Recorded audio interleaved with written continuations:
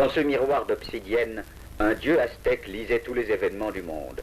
C'est Tezcatlipoca, au visage strié de nuit, maître et magicien du ciel nocturne. Le peuple aztèque, en observant le ciel, lisait lui aussi dans le noir miroir de son dieu. En suivant la course des planètes et en calculant leurs révolutions, il participait aux aventures mythiques de ses principales divinités.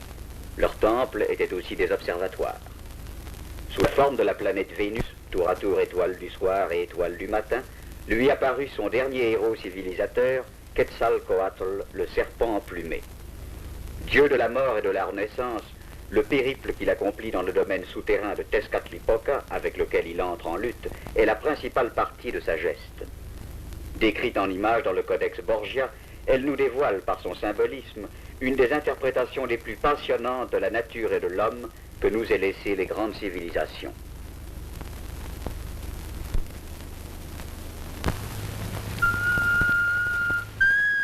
Du soleil éclaté, l'homme serpent à plumes a été projeté sur la terre. Mayoel, la troublante fée de la gare, vient lui donner le jour. Qu'il boive 4 fois à son sein pour vivre parmi les dieux. Quetzalcoatl offre son sang aux divinités car c'est leur eau précieuse.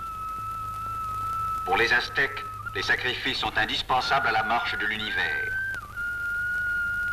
Dans la fontaine d'eau précieuse, Quetzalcoatl se sacrifie pour que son sang alimente les protecteurs des plantes qui, à son défaut, pâliraient et mourraient. Le monde, dont cet arbre symbolise le centre, est né du sacrifice des dieux. Devant leur assemblée, Quetzalcoatl a dû s'offrir en holocauste pour devenir la planète Vénus. Son double aspect de dieu du vent et de dieu de la mort signifie qu'il doit mourir pour renaître.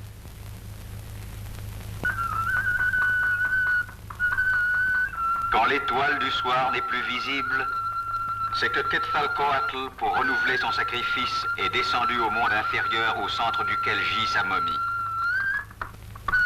Il faut qu'il redevienne cendre afin que les serpents de vent puissent les disperser dans les 4 directions et que l'urne funéraire qui les contient soit gardée à l'ouest, tandis que celle qui contient ses os demeure au nord. Cependant, son esprit continue à vivre et entreprend son périple dans le monde inférieur. Il traverse le nord, gardé par la noire déesse de la luxure.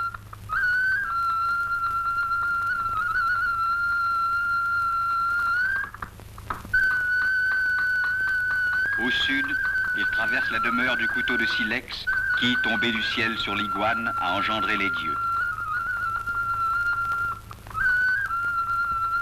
Sortant du séjour du couteau de silex, il arrive à l'ouest, par où chaque jour disparaissent le soleil emporté par son chevreuil, la lune que le lapin ronge sous la pluie et le serpent de lait serti d'étoiles.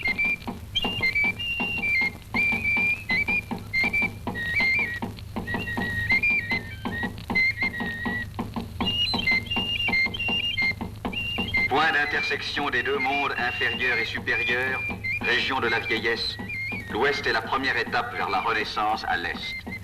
Les guerriers morts au combat et les femmes mortes en couches y mènent une existence de délices. Après avoir accompagné le soleil du zénith au couchant, elles conduisent maintenant Quetzalcoatl, devenu l'étoile du soir.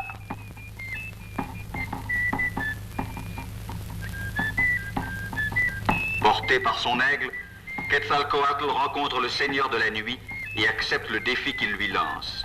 C'est une balle du jeu de pelote figurant le mouvement apparent du soleil.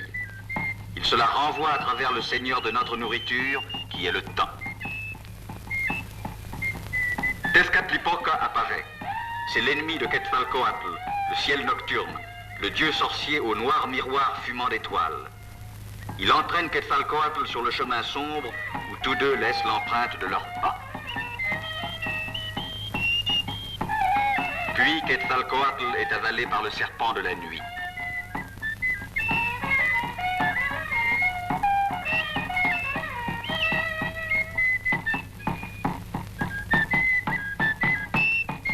Pendant ce temps, les porteurs d'offrandes doivent aller à Xolotl le dieu double qui domine à la fois l'Est et l'Ouest et le remplace dans le monde.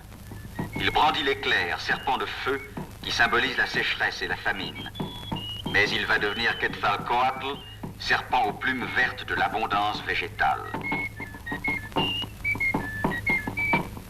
Quetzalcoatl sort de la gueule du serpent de la nuit. Mais ses épreuves ne sont pas terminées. Il doit se sacrifier à Tezcatlipoca et devenir son propre sacrificateur.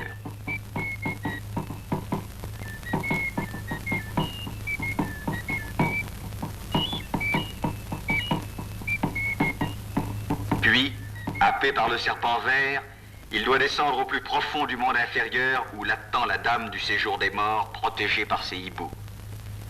Elle lui indique le chemin de la résurrection.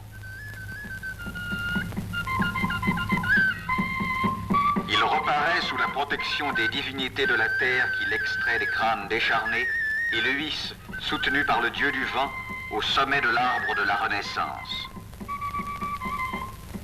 Le maïs a suivi le même chemin et renaît à son tour porté par Quetzalcoatl. Les déesses offrent le festin du jeune maïs aux dieux assemblés.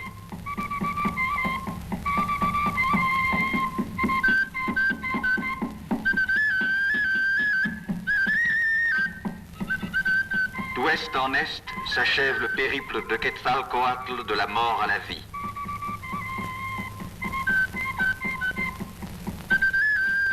Sacrifié, il acquiert le pouvoir de sacrifier à son tour le noir soleil du monde inférieur.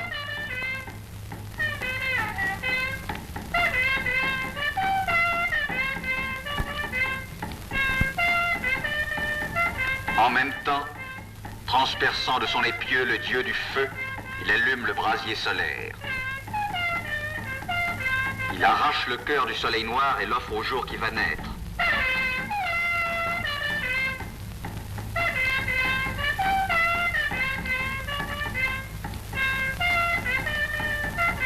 Entouré des 4 serpents de feu, il se jette dans le brasier qu'il a allumé et s'y consume. C'est le soleil levant. Il atteint sa gloire en dieu du soleil, tandis qu'il s'efface en étoile du matin et que la lune est sur le point de disparaître.